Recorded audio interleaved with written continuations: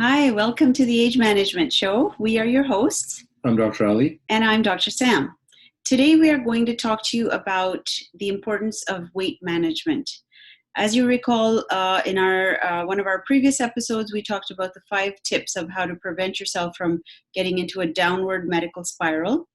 And those 5 tips were diet and nutrition, weight management, exercise, stress management and sleep, and hormone replacement.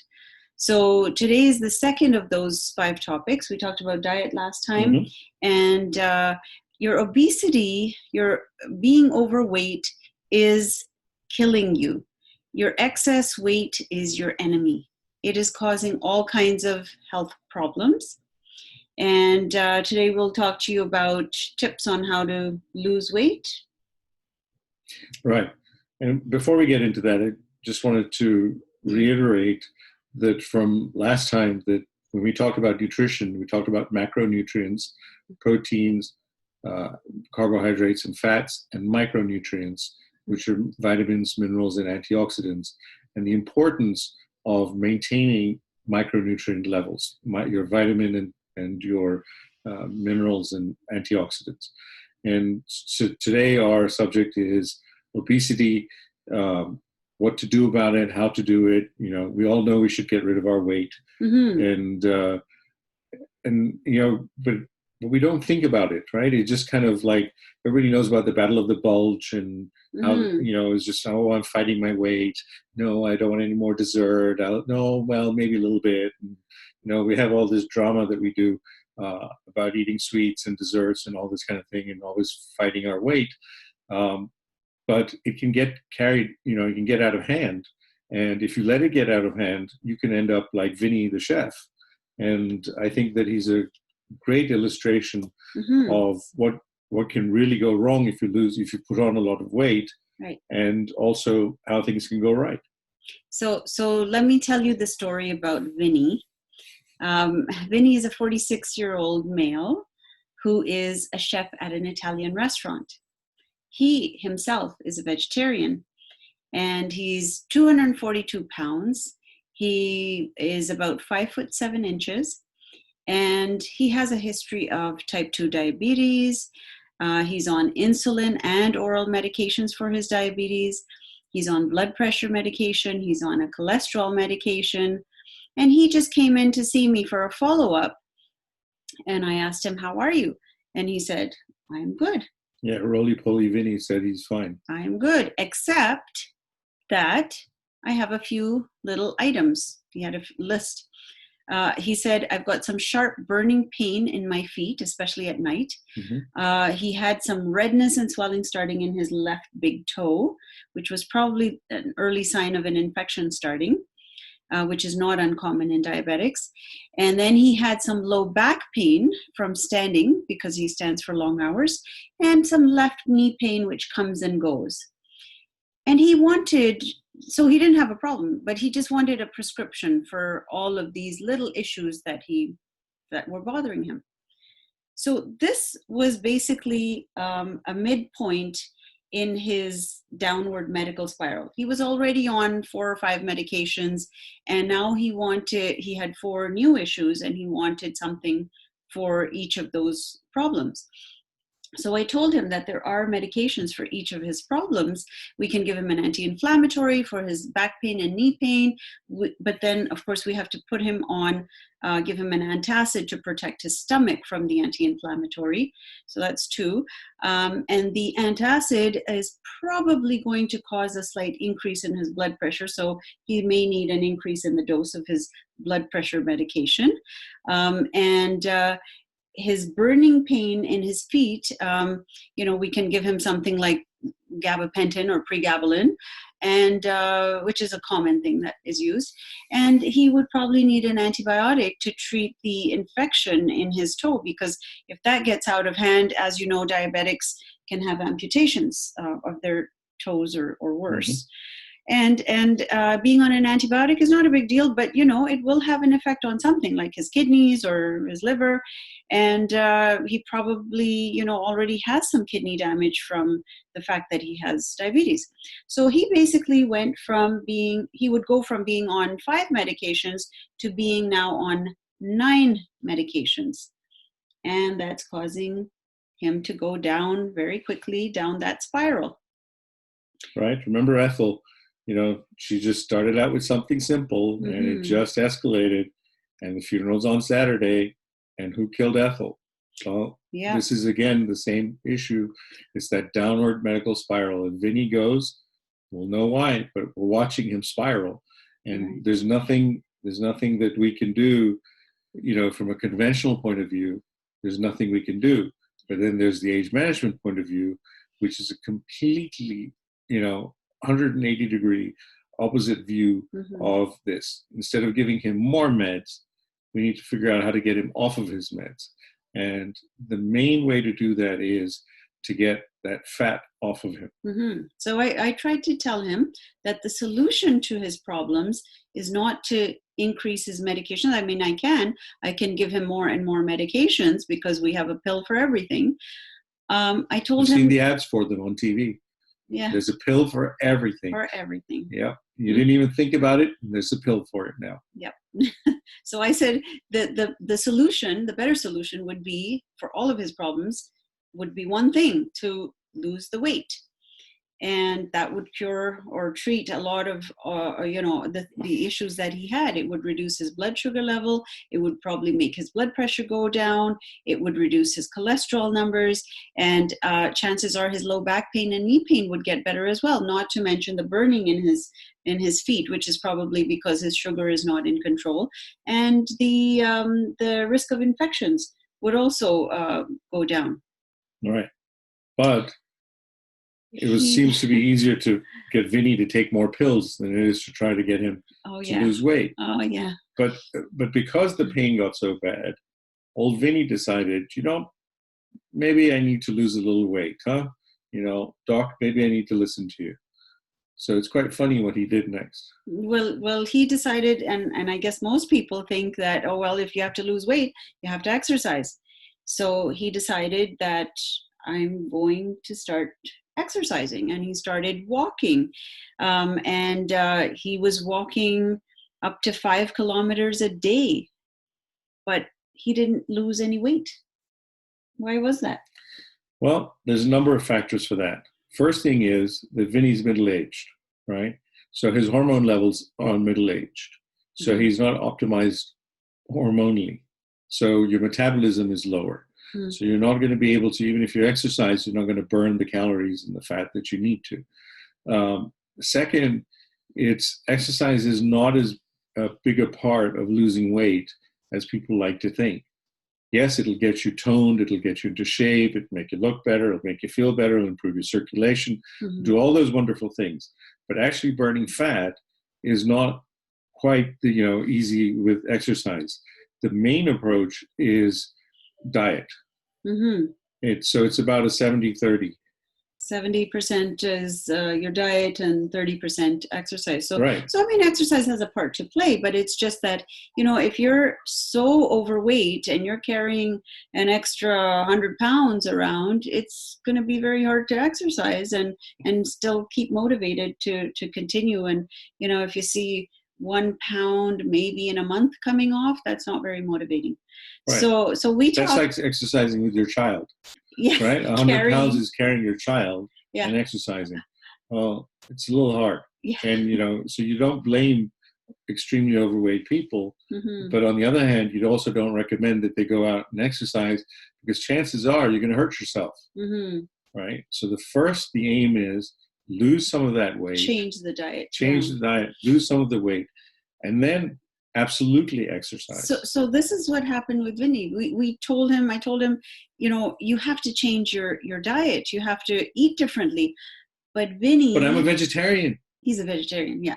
No eggs at all either. He's not vegan, but he's vegetarian. No eggs, no fish, nothing. And he said, but he just loved his food too much. He loved and he would eat high fat, deep fried, starchy, even Not wood. sugary. He still is. That's why he's still Oh, chubby. he still is, yeah.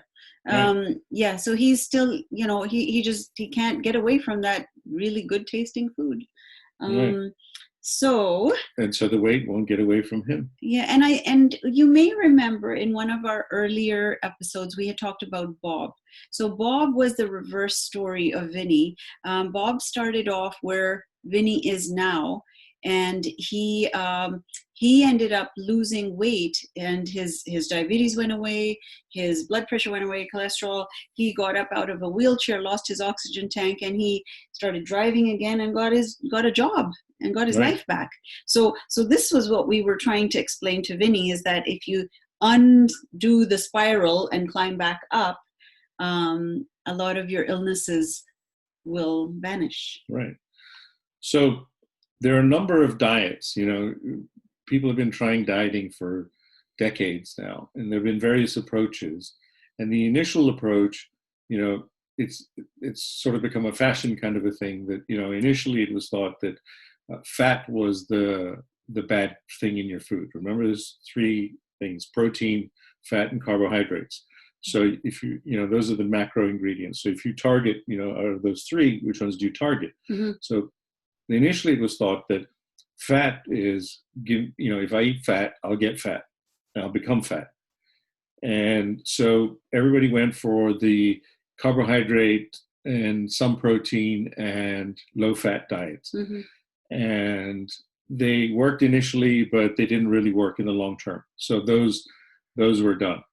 And along came Dr. Atkins, and he came up with this revolutionary thought that if you should have high fat and high protein diets, these greasy, meaty kind of a diet. Mm-hmm. And lo and behold, people started losing weight. And it was like, wow, we thought fat was, eating fat made us fat, but it wasn't the case. It was eating the carbohydrates that seems to be the case. And so, but then people were like, well, I can't eat meat all the time. And, I can't eat grease, fat all the time, animal fat all the time. So, people searched and came up with paleo. So Paleolithic refers back to our prehistoric diet, supposedly, Mm-hmm. that we killed and ate animals, and we also ate vegetation and vegetables and stuff. So you're eating meat and vegetables, and you're avoiding dairy, and you're avoiding carbohydrates. Grains and Yes, and grains. So that actually was a step forward, and that actually helped. But the current in vogue diet is the keto diet, mm-hmm. and so yeah, keto refers to ketogenic, right? Mm-hmm. Where your body is producing ketones, which is a byproduct of fat breakdown. So this is a high-fat, low-carbohydrate diet where the protein is variable. So some people will eat less protein. Bodybuilders will try and eat more protein, but the fat remains high and the carbohydrate remains low. Mm-hmm. But it's not an exclusively meat-based diet. You include vegetables, but you avoid beans and dairy and that sort of thing with the keto diet, and that's had quite a bit of success, and it's quite popular. And the other new coming into vogue form of dieting mm-hmm. is intermittent fasting. Oh yes, right. And this includes variable periods of fasting from 8 hours to 36 hours. That long? Oh yes. 36 hours. 36 wow. hours, and there's variations on it. And some people say you can have water and you can't have this and you can't have that. And, I guess it kind of becomes, individualized or. So it kind of tricks your body into burning the fat. Burning fat stores, I right, guess. Right, mm-hmm. right. And it has its devotees who feel that it works fabulously. Mm-hmm.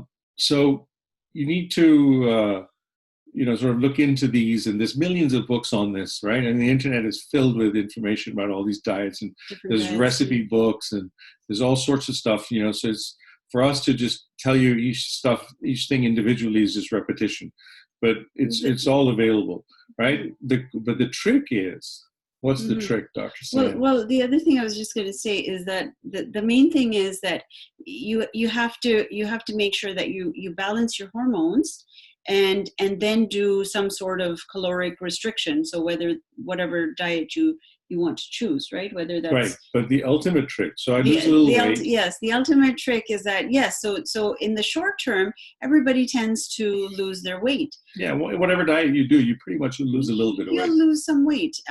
But the trick is to maintain that weight in the long run. To keep it all. Yeah.